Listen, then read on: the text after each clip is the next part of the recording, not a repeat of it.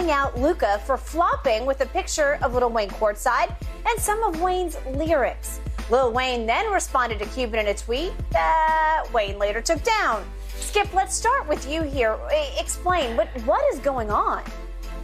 Shannon Sharp, I have been in touch with our man, Lil Wayne, about everything that has transpired for years and years between him and Mark Cuban. This is dating back to 2011.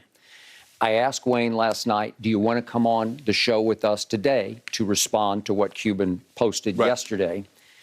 And he thought about it, and he finally concluded, I can't, because, frankly, it come across, he's just too angry right now. And he said, what I would say would not be TV-friendly, as in language for TV. Correct. And I said, okay, then we'll do it. Yeah, even for cable TV, it wouldn't be suitable. It would not be suitable, because if you saw what Wayne responded with and then took down last night, it was not suitable for any kind of television to me. But these are some deep-running emotions that I'm about to detail for you here. You have to understand that he and Cuban go way back, and they have been in the distant past buddy-buddy. And Wayne thought even up until last night that they were still pretty friendly. Cool, Okay, so back in 2011, Wayne was living in Miami. He now lives out here in Southern California, but he was living in Miami, went to a lot of Heat games, and he made it clear, I like the Heat, but I grew up loving the Lakers. So at heart, he was a Laker fan, and he never hid that fact, but he enjoyed professional basketball in the NBA, so he lived there, so he had season tickets to go to the Heat game, and he liked them, and he was into them, but they weren't in his heart like the Lakers. And he had one incident where when the Lakers came for their one visit to Miami, he wore Laker colors and rooted, and he finally got escorted out. He says it was by his own volition because he was getting into it with a lot of fans, but it took security to stop that. But the point was, after LeBron melted down in games 4, 5, and 6 of 2011 finals, first go-around with the Heat, Mark Cuban asked Lil Wayne to come to their after party, their big celebration party in Miami at that Live nightclub, which is in, you know it, from in the Fontainebleau, which was right down the street from where we stayed at the Super Bowl back a couple of years ago. Wayne accepted the invitation. Wayne went and celebrated with the Dallas Mavericks. This did not sit well with LeBron and Dwayne Wade, and you can't blame them, okay? And so the next year, Wayne starts going back to Heat games, and LeBron made it clear, and then Dwayne really made it clear to Wayne, we just don't appreciate what you did. One thing leads to another, and I don't know the inside details of this. All I know is that for a long while, Wayne got banned from going to Miami Heat games, and it all started because he was supporting his buddy, Mark Cuban. Okay, now let's fast forward. Obviously, Wayne and Chris Paul are brother close. It's a deep bond that developed from Wayne's. Obviously, Wayne is from New Orleans, and Chris Paul's first NBA stop was in New Orleans, and they really clicked at young ages and became supremely close to each other and have remained very close. So obviously, Wayne has supported Chris at every stop. And when Chris gets in trouble in playoff games, Wayne will go and try to support. He'll go on the road. He'll go anywhere he needs to go if Chris asks him come, because Chris feels comfortable seeing Wayne in the front row, and if Chris can get him a seat, I'm going to be there. And I told you last week, Wayne was saying, hey, if this is going to Game 7, I got to be there for Chris. This was obviously in Phoenix. So we all know he went last Sunday to Phoenix for Game 7 to support Chris, and obviously that did not work. He did not inspire Chris, because Chris played about as uninspiring brand of basketball as we've ever seen from him, and that was 5 straight games, and we all know what happened. Nothing happened in Phoenix. It was a disaster. Okay, so then a couple of days pass, and in the interim, Wayne tells me that Mark Cuban reached out and invited Wayne to one of the Western Conference Finals games in Dallas. And Wayne was pondering, you know, as sort of a peace offering, because he had posted a quote about Luka going back early in the series. And this was the first flashpoint.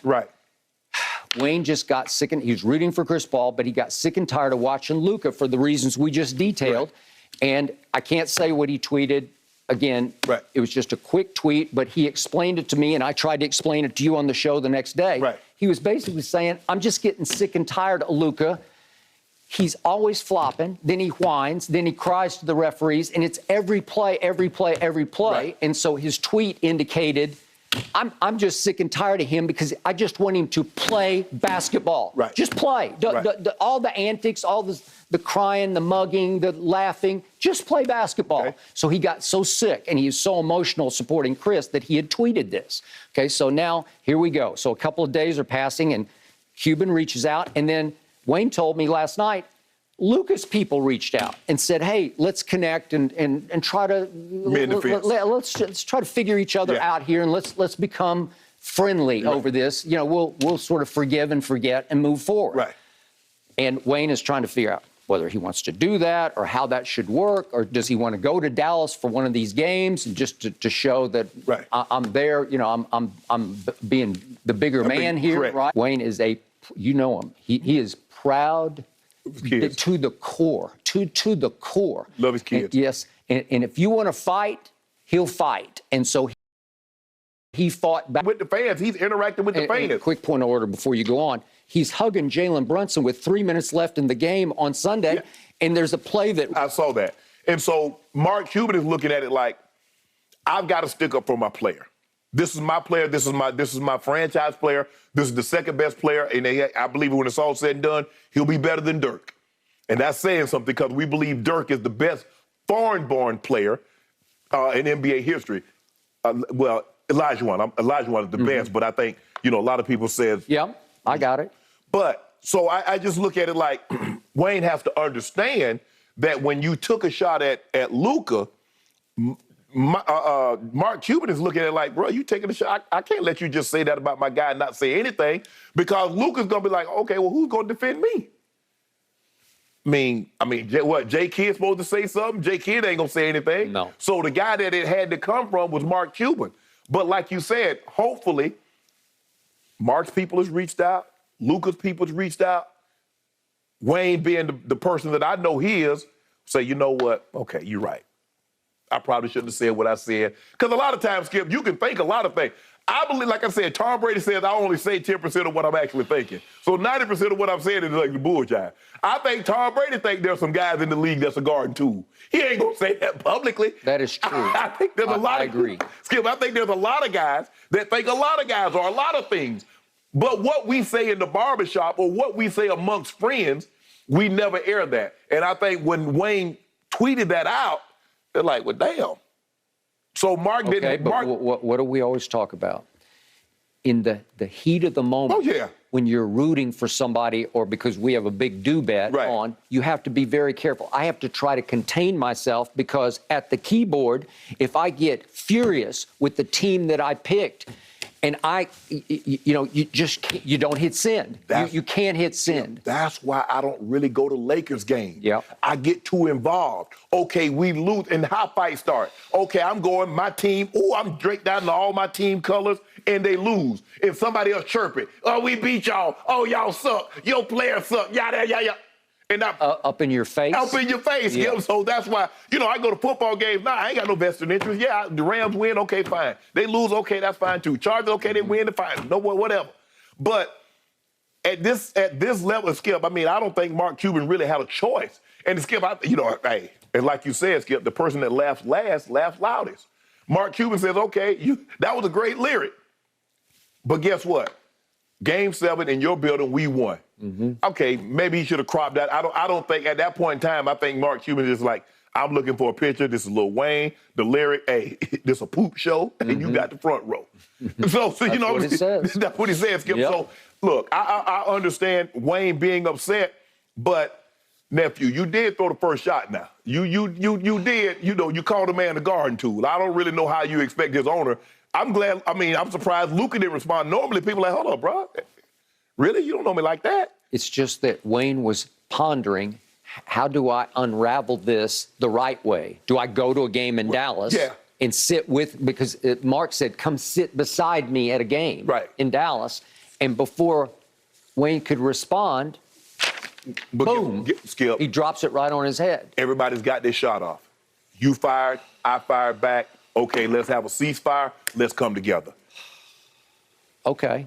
Because I do know this, because Wayne tweeted me early in the game on Sunday, he was making fun, but he said, Luke out here looking like a baby bird. You know, so his eyes are opening like he's coming around on Luka. So I'm sure there's some middle ground here. Skip, I think Wayne understands what Luka is, but the complaining, it's the constant complaining. Like every time he misses a shot, well, I got fouled. Every time something doesn't go his way, something happens.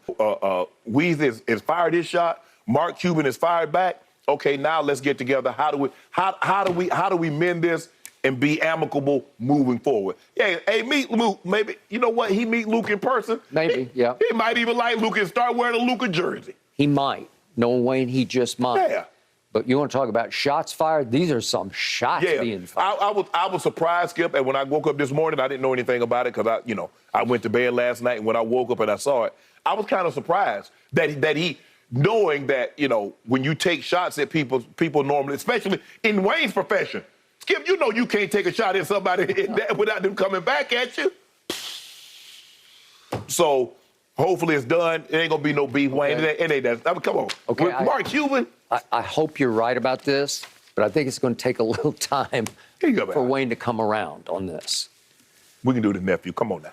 And gentlemen, it's always tough when it unfolds publicly, that's for sure. Yeah. All right, still to come this morning here on Undisputed. Did Jimmy Butler throw shade, speaking of throwing shots, at the Celtics even after getting that big Game 1 win last